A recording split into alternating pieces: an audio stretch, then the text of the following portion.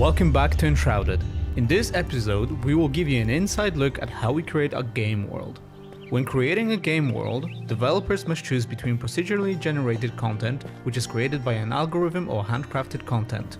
For our game, we've handcrafted the locations, terrain, and world using algorithms only as a supplemental tool to support the creative process. This allows us to create unique and interesting assets for more meaningful discovery. Handcrafting gives us the creative freedom to dream up a strange, wonderful, and immersive world without any limits. It also enables us to tie the lore to the world through crafted points of interest with history behind them, so that the world feels like an actual place. Additionally, handcrafting allows for better polish, game flow, and hidden secrets, while making it easier for our community to discuss places. Now, our art director Jonas will show you how we create our world. Yeah, hi there. So let's quickly create and design a small point of interest. First, we can select of a range of different objects. For our task, the most important will be the voxel brush. Since the world geometry of Enshrouded is entirely made out of 3D voxels, we can import and use any mesh in any scale. So let's start with a simple foundation. And now, add a little mountain or two, and why not a huge sword on top. So no matter what geometry we add or how the objects overlap, the result will always be a clean voxel mesh, which is quite a game changer when it comes to designing levels, if you are familiar with the restrictions of traditional approaches.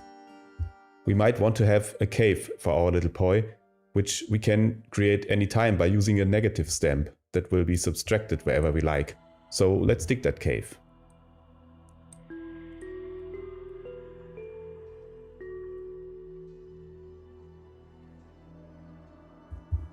Now we can add a second type of object, which is the voxel object, which are mostly voxel buildings like the ones you create in-game, just made in a tool and ready to be placed in our level. So let's add a small city wall. Again, we can alter the geometry by overlapping. The result will always be a cleanly voxeled mesh. Let's place another object type, which is a so-called white box object. This can be a collection of a lot of object types reacting to level tags set up in our scene, and since they are randomized, they are just represented by a bounding box in our edit mode.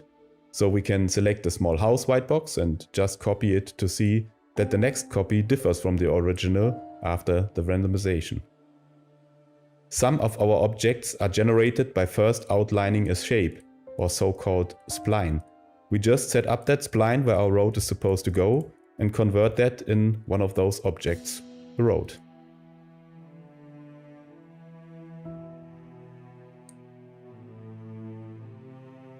Now, with all the basic setup done, we want to test play the level, and we can do that anytime by the press of a button.